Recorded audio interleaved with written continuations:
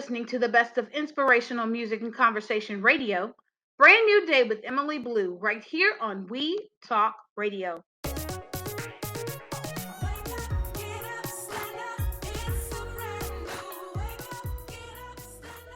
We are officially about 3 weeks away from Christmas, my favorite holiday. During this time of year, I love watching Christmas movies. Recently, I saw a Lifetime movie called Kirk Franklin's A Gospel Christmas. One of the phrases that was used quite frequently is what I want to share with you. I want to admonish you to let your faith be bigger than your fear.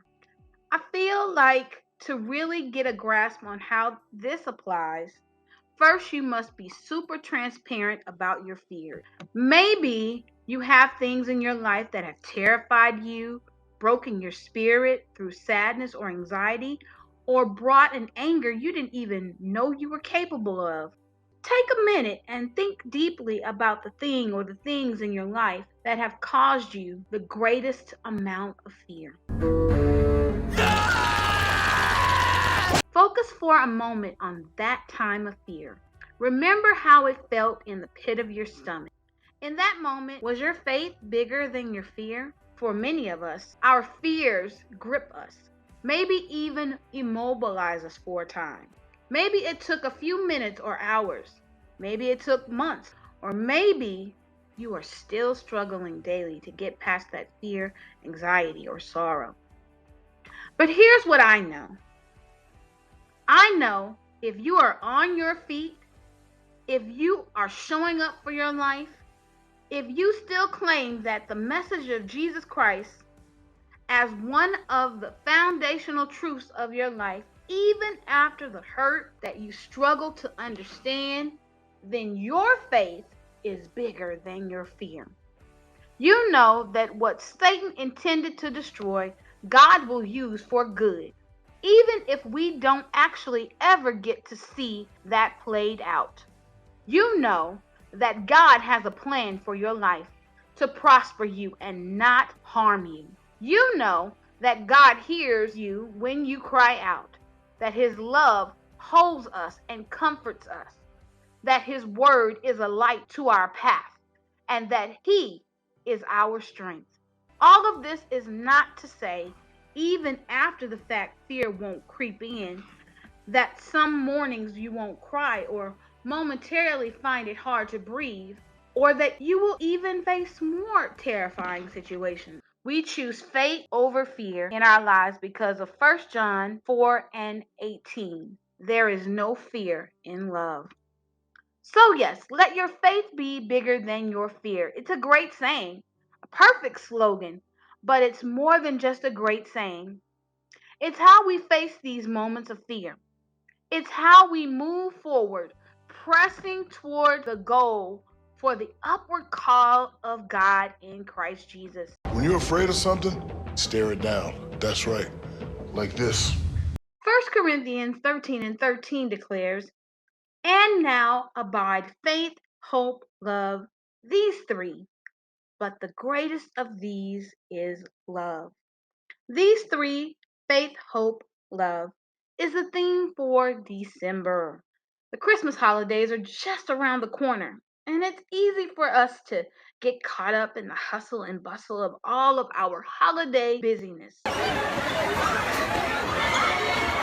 Look, I know that our past can send us into a downward spiral quickly. But did you know that there was a way to heal from an emotional, negative past?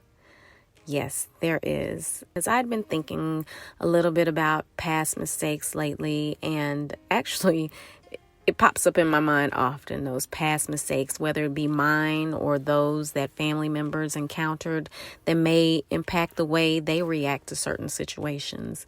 And when we encounter those times where the past hits us like a hammer hitting a nail and we just feel like we're stuck, immediately I suggest go to God in prayer, journal, do what you can to try to take that weight, that burden off of you. So I visited crosswalk.com, and They had an article that mentioned 5 ways to heal the emotional pain of your past.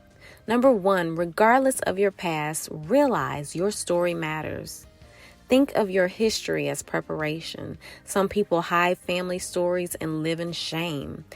But good and bad, our actions influence us and equip us for our God-given purpose. Number 2, accept what you can't change. Don't give pain power. Offer gratitude for the positive qualities you've gained. Pull out the lessons. What has your history taught you? Can your pain help others? God often uses our pain to benefit others. Focus on the good from each encounter. Number 3, allow your past to transform you. Life builds our character where faith is developed and strength and endurance come alive. We never know or understand how strong we are until we face challenges. Number 4, allow yourself to feel. Instead of playing hide and seek with your emotions, be honest with your feelings to foster healing. Sadness is okay. Buried emotions will only fester. Whatever you stuff gets bigger and explodes. Emotions can quickly pile up and threaten to overwhelm you. Sometimes we seek painful emotions by repeatedly digging into events that have hurt us in the past. Shine light on your feelings. Instead of wallowing or avoiding, sometimes you may need to talk it out or journal. And number 5, let it go, like Elsa says on the movie Frozen. Let it go. No one cares about your happiness as much as you. DeAnn and I want to bring back into focus the reason for the season during the entire month.